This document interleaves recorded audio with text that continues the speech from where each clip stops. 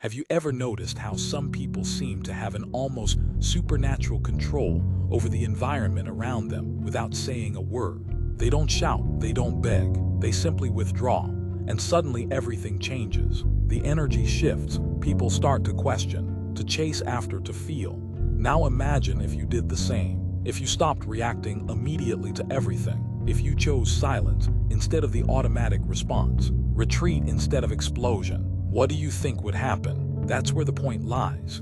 When you stop being always available emotionally, physically, psychologically, the world around you goes into crisis because people are used to controlling you through your reactions, through your impulses, through your predictability. But the day you choose to withdraw, the game changes. And those who thought they knew you realize they know absolutely nothing about you. Carl Jung said, "Everything that irritates us about others can lead us to a better understanding of ourselves." Now think about this. When you become inaccessible, who really gets desperate, who gets irritated, who tries to provoke you just to elicit some emotion back? This reveals more about the other than about you. And it mainly reveals how much you are still being manipulated without realizing it. You keep giving yourself to please, to maintain peace, to not lose people who deep down were never really with you. And with every forced yes, every immediate response, every emotional reaction, you give away a piece of your energy. And at the end of the day, what's left? Tiredness, frustration, an emptiness you can't explain. But I'll tell you why. Because you are too available for those who don't deserve even a minute of your silence. This video is not about turning your back on the world. It's about choosing yourself. It's about learning what Jung called individuation, the process of becoming whole, authentic, complete. And this process begins when you understand that silence can be stronger than 1,000 arguments. That withdrawal, when it comes from awareness and not from escape, is an act of power. So I ask you now, looking into your eyes, how long will you continue to be controlled by the emotions of others? How long will you react like a puppet every time someone pokes your wound? Maybe it's time to cut those strings, to withdraw, to become a mystery. Because when you stop being available, everything changes. You have been taught to always be present, to respond quickly, to please, to say yes even when you wanted to say no. Since childhood, you have been conditioned to believe that your worth lies in how available you are to others. But here's a truth that perhaps no one has told you with this clarity. This excessive availability is not a virtue. It is a prison. And as long as you continue to think that you need to be accessible all the time, emotionally or otherwise, you will be manipulated, drained, and forgotten as soon as you are no longer useful. Do you know why? Because being always available makes you seem predictable, and everything that is predictable becomes a tool. People start to use you as an emotional emergency button. They press it when they want attention, relief, validation, and then put you back on the shelf. But you don't realize this because you are trapped in an illusion that being present for everyone will make someone be present for you. But it doesn't work that way. Carl Jung spoke about the persona, this mask we wear to be accepted, loved, recognized. And it is exactly this mask that keeps you overly available. You say it's okay when you are suffocating. You respond to messages immediately, even when you are exhausted. You explain yourself, justify yourself, defend yourself as if you owe something to the world. But the truth is that the more you place yourself at the center of others' stage, the more you disappear from your own. Being available all the time is a subtle form of self-abandonment. It is a disguised way of seeking approval, avoiding rejection, trying to control the image others have of you. But this control comes at a price, and the price is your peace.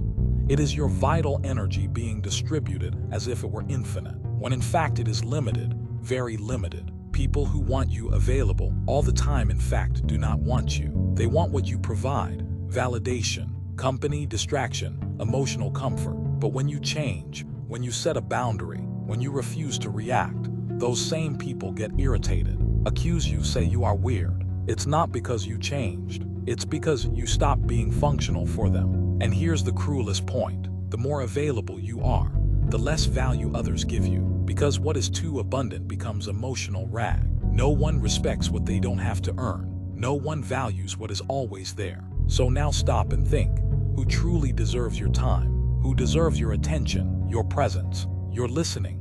Or better yet, who deserves your absence? But before answering that, we need to understand one essential thing. Why do we react so much? Why do we give in so easily? What is behind this almost automatic desire to respond, justify, and please? The answer lies in what Carl Jung called psychic energy. And that is what we will talk about in the next part. Because your energy is all you have. And if you don't learn to protect it, someone will use it against you. If this content is making sense to you, click the subscribe button and subscribe to the channel. Thank you for your support. Carl Jung did not see the human psyche as an automatic machine that reacts to stimuli without consequences. For him, our mind is like an energy system, and every thought, emotion, and action consumes a part of that energy. The question is, are you choosing where your energy goes, or are you letting the world decide for you? Every time you react impulsively, you are wasting psychic energy. When you defend yourself against a criticism that didn't even deserve attention, when you respond to a provocation just to prove you are right, when you engage in useless discussions, when you try to please those who do not value you, you are spending your inner strength on what does not nourish you. And Jung was clear, that which you resist persists. The more you react, the more you bind yourself. People who live emotionally drained are not weak, they are misdirected. And do you know what happens to someone who lives exhausted? They become vulnerable. And when you are vulnerable, you become easy prey. Manipulative, opportunistic, and emotionally needy people can sense this. They notice that you do not know how to guard your energy, that you react to everything, that you're always trying to solve the world, and they take advantage of it. Jung said that a healthy psyche is one that knows how to keep energy within the system. This means knowing how to say no without guilt, knowing how to remain silent without feeling cowardly, knowing how to observe before acting, because true power is not in reacting, it is in choosing when and how to act. And this is only possible when you know yourself well enough to recognize your own impulses. How many times have you lost sleep over an unresolved conversation? How many times have you spent hours ruminating on what you should have said, or trying to understand why someone treated you poorly? This is energy being drained without return. You are keeping alive ghosts that should have died long ago, and feeding dynamics that only exist because you insist on responding. Psychic energy is like a force field. When well guarded, it creates presence. You enter a room and command respect without saying a word. But when poorly managed, you become invisible, reactive, fragile, and the world has no mercy for those who give in easily. Therefore, start observing your own triggers. What makes you react automatically? What makes you lose your center? These are the exact points where your energy escapes, and that is where you need to work. Not to become cold or indifferent, but to be selective, to be sovereign over yourself. And here comes one of Jung's greatest revelations. When you conserve your energy, you break the projections that others place upon you. And that bothers a lot because now we are entering a dark territory, that of silent manipulation. In the next part, we will explore how opportunistic people feed off your energy and why your unavailability completely disarms these games. Get ready to look into the eyes of those who have always drained you without you realizing it. You think you are in control. You believe your reactions are conscious choices. But the truth is darker. Most of your emotional responses are programmed, and those who understand this manipulate you easily. Opportunistic people don't need to raise their voices, threaten, or force situations. They just trigger the buttons you've left exposed, and you react always. Carl Jung called this projection, the psychological mechanism through which people project onto others what they cannot see in themselves. But there is another side to this phenomenon that few notice. While others project onto you, you also become the receptacle for these images. And the more emotionally available you are, the more you become a blank canvas for these projections. You know, that friend who only reaches out when they are in crisis, that partner who always needs you to save the day, that person who praises you, but only as long as you are useful to them. None of this is by chance. They are not relating to you. They are relating to the idea of you, to the role you agree to play. And why do you agree? Because you are afraid of disappointing, afraid of not being loved, afraid of being abandoned. The most effective manipulation doesn't happen in shouting. It happens in the silence of guilt, when you feel that you owe something to the other, when you believe you need to be available. need to help, need to understand, even when it destroys you inside. And here is the central point. The manipulator doesn't need to control you. They just need you to keep reacting the same way. But when you stop reacting, the game breaks. When you start saying no, responding with silence, withdrawing instead of explaining yourself, the projections begin to crumble. The mask they put on you falls, and this leaves people unsettled because they no longer know who you are. And worse, now they are forced to look at themselves. And not everyone is prepared for that. Your unavailability is a threat because it forces others to confront their own emptiness. The silence you offer reveals the internal noise they don't want to hear. And then comes the attack, the criticism, the emotional drama, not because you are wrong, but because you stopped serving as a convenient mirror. Jung said, "We do not become enlightened by imagining figures of light, but by making the darkness conscious." When you withdraw, when you stop feeding the cycle, the other's shadow begins to emerge. And this is unbearable for those who have always used you as an escape. But what about you? Are you ready to deal with the discomfort of being misunderstood, rejected, or even attacked for protecting yourself? Are you ready to endure the silence that comes after the rupture? Because it is precisely in that silence that a new kind of power is born. And that is what we will talk about now. In the next part, you will understand why silence can be the most devastating weapon of the human psyche, and how it completely changes the dynamic between you and the world. The modern world is noisy. Everyone wants to be heard, wants to respond quickly, wants to win pointless debates and prove their point, even if it costs them their own peace. But there is a power that few know and even fewer master.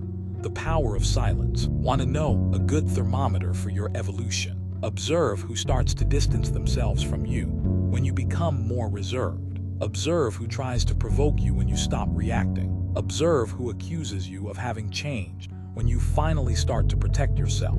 These are not signs that you are wrong. They are proof that you have begun to free yourself. Being unavailable is uncomfortable at first. You will feel guilty. You will think you are being selfish. You will hear that you are being too harsh. But this is part of the deconstruction process. You have spent your life being conditioned to put yourself second. It's natural that change causes discomfort, not only in you, but in everyone who benefited from your old version. Conscious unavailability is the foundation of self-determination. When you say no to the world, you are saying yes to yourself.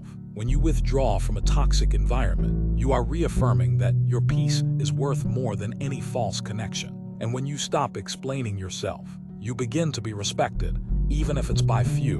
But not everyone is ready for this type of presence, because your emotional absence will expose wounds they do not want to face. It will reveal how much they depended on your emotional chaos to feel in control. And it is at this moment that the rupture comes. And with the rupture comes the pain, the loneliness, the estrangement, the feeling that you are losing something when in fact, you are just freeing yourself. But what happens after that? What comes after the distancing?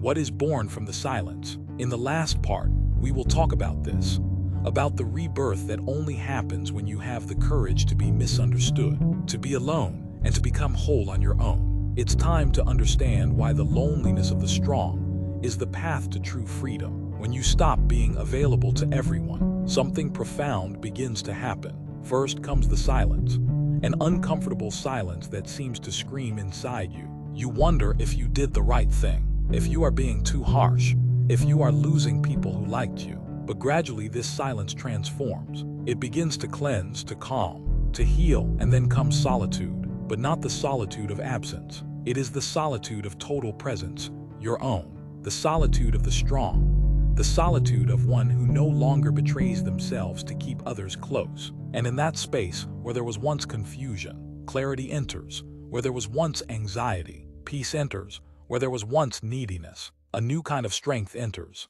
The strength of being whole within yourself.